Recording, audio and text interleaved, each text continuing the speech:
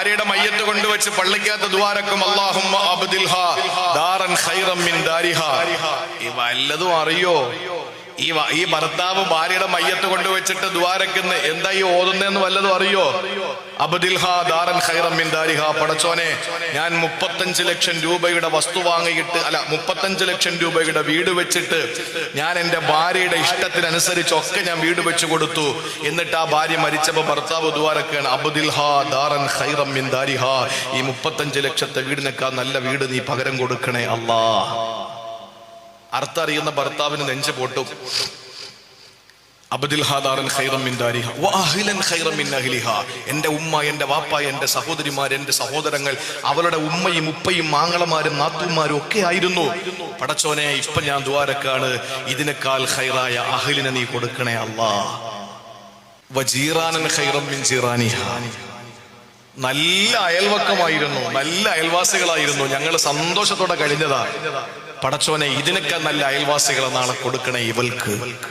അതെല്ലാം പോട്ടെ, പിന്നെന്താ പറയുന്നറിയോ?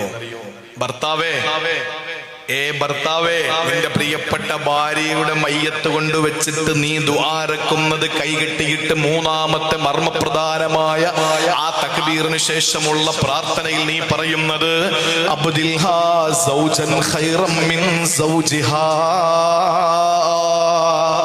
ഇതാരാ ദുആരക്കുന്നത്? സ്വന്തം ഭർത്താവ് തന്റെ രാത്രികളെ ധന്യമാക്കി മാറ്റിയ ആരുടെ മാറിടത്തിന്റെ സുഗന്ധമാണോ താൻ ഏറ്റുവാങ്ങിയത്? തന്റെ പ്രിയതമാ, തന്റെ പ്രിയപ്പെട്ടവൾ, തന്റെ എല്ലാമായിരുന്നവൾ, അവൾക്ക് വേണ്ടി ദുആരക്കുന്നു അല്ലാഹുമ്മ അബ്ദിൽഹാ സൗജൻ ഖൈറൻ മിൻ സൗജിഹാ.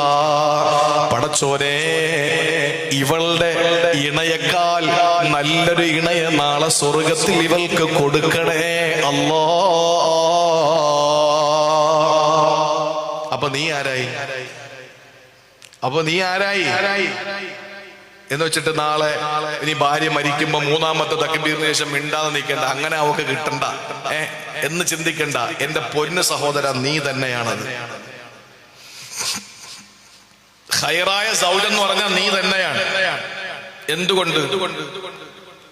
ഇതിനേക്കാൾ നല്ല സ്വഭാവം അവിടെ ഉണ്ടാവും, ഇതിനേക്കാൾ നല്ല സൗന്ദര്യം ഉണ്ടാവും. ഇപ്പൊ നരച്ചൊക്കെ ഇരിപ്പുണ്ട്, പിന്നെ മറ്റേ ഐറ്റം ഉള്ളതുകൊണ്ട് ആരും നരച്ചതറിയൂല, അത് വേറൊരു വിഷയം. അപ്പൊ ഏതായിരുന്നാലും നീ നരച്ച്, അല്ലെങ്കിൽ നീ വളഞ്ഞ്, അല്ലെങ്കിൽ നിന്റെ സ്വഭാവം വളവ്, ഇതൊന്നും ഒരു പ്രശ്നമല്ല.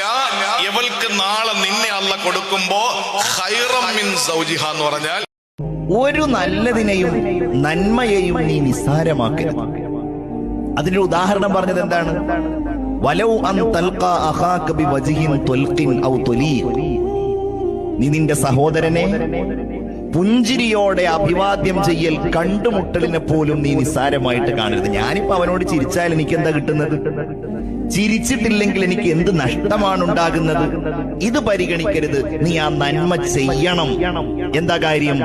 അങ്ങനെ ഒരാളോട് ചിരിക്കുന്നതിന് നാളെ അല്ലാഹു സ്വർഗത്തിൽ ഒരു ദാനത്തിന്റെ കൂലി നിനക്ക് നൽകുമെന്ന് അഷ്റഫുൽ ഖൽഖ് നബിയുനാ മുഹമ്മദ് മുസ്തഫ സല്ലല്ലാഹു അലൈഹി വസല്ലം പറയാം. പടച്ചവനെ, എന്റെ പ്രിയപ്പെട്ട സന്താനങ്ങളെ സാലിഹീങ്ങളാക്കണേ അല്ലാ. മക്കള് സാലിഹീങ്ങളായില്ലെങ്കിൽ കരയേണ്ടി വരും. സഹോദരിമാരെ ചിന്തിക്കുന്നതും മരിച്ചാ തീരൂലേ ഉസ്താദേ? തീരൂല, മരിച്ചാലും തീരൂല. ഖബറിലേക്ക് കൊണ്ടുവെക്കുമ്പോ സുന്നത്ത് ജമാഅത്തിന്റെ വിശ്വാസം എന്താണ്?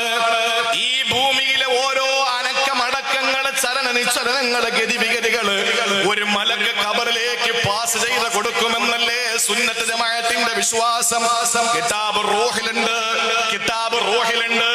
വിവരം കെട്ടവർ എന്തെങ്കിലും പറയുന്നത് കേട്ടിട്ട് നമ്മൾ വിശ്വസിക്കണ്ട. കിതാബ് റൂഹുണ്ട്. ആർക്കെങ്കിലും സംശയമുണ്ടെങ്കിൽ നിങ്ങൾക്ക് ബന്ധപ്പെടാം, ഇവിടെ വിവരമുള്ളവരുണ്ട്. ഒരാൾ മരിച്ചുപോയാൽ ആ മരിച്ച മയ്യത്തെടുത്ത് ഖബറിലേക്ക് വെച്ചാൽ ആ മയ്യത്ത് ജീവിച്ചിരിക്കുന്നവർക്ക് വേണ്ടി ദുആ ചെയ്യുമെന്ന് മുഖ്ബിറെ സ്വാദിഖ് നബി മുഹമ്മദ് മുസ്തഫ. ഒരു മനുഷ്യൻ മരണപ്പെട്ടു പോയി, ആ മനുഷ്യന്റെ പ്രിയപ്പെട്ട മകനോ മകളോ ഭൂമിയിൽ ജീവിച്ചിരിക്കുകയാ.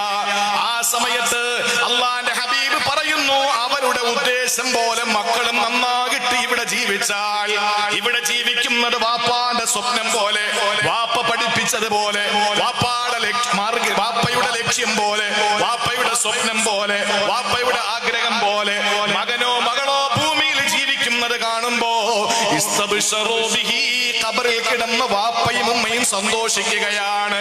ഇനി അതല്ല, വാപ്പയുടെ സംസ്കാരത്തിൽ നിന്ന് വ്യതിചലിച്ചുകൊണ്ടൊരു പെണ്ണിന്റെ ജീവിതമാണ് ഭൂമിയിലെങ്കിൽ ഖബറിൽ കിടന്നുകൊണ്ട് അവരെ ദുആ ചെയ്യും. എങ്ങനെയാണെന്നറിയോ? അല്ലാഹുമ്മ ലാ തുമിത്തുഹും ഹത്താ തഹദീഹിം കമാ ഹദൈതനാ. പടച്ചവനെ, ഞങ്ങളെ നേർമാർഗത്തിലാക്കിയതുപോലെ എന്റെ സന്താനങ്ങളെ കൂടി നേർമാർഗത്തിലാക്കാതെ അവരെ മരിപ്പിക്കല്ലേ അല്ലാ. 6 അടി മണ്ണിനടിയിൽ, പള്ളിക്കാട്ടിലെ മൈലാഞ്ചി ചുവട്ടില്, മീസാങ്കല്ലിന്റെ അടിയില്, 6 അടി മണ്ണിനടിയില്, പലകയുടെ അടിയിലെ നിശബ്ദമായ കുറ്റുരുട്ടിൽ കിടന്ന് നിന്റെ വാപ്പ നിനക്ക് വേണ്ടി ദുആ ചെയ്യുകയാണ്. റബ്ബേ, എന്റെ മകനെ നന്നാക്കണേ അല്ലാ. മരിച്ചാൽ നമ്മൾ ഇതെല്ലാം മറക്കുമെന്ന് ചിന്തിക്കല്ല പെങ്ങളെ. ഖബറിൽ കിടന്നിട്ട് നമ്മൾ കാണേണ്ടി വരും മക്കള് പുറത്ത് കാണിക്കുന്ന കോമാളിത്തരങ്ങൾ. തീരുന്നില്ല. നാളെ ആഖിറത്തിലേക്ക് പോകുമ്പോ സിറാത്ത് പാലത്തിന്റെ മുമ്പിൽ വെച്ച് ഈ മക്കൾ അല്ലാഹുവിനോട് പറയും, റബ്ബനാ വആതിഹിം ളൈഫൈനി മിനൽ അദാബ്. പടച്ചവനെ, ഞങ്ങൾക്ക് തരുന്നതിനേക്കാൾ ഡബിൾ ശിക്ഷ നീ വാപ്പാക്ക് കൊടുക്കണേ അല്ലാ. ഉമ്മ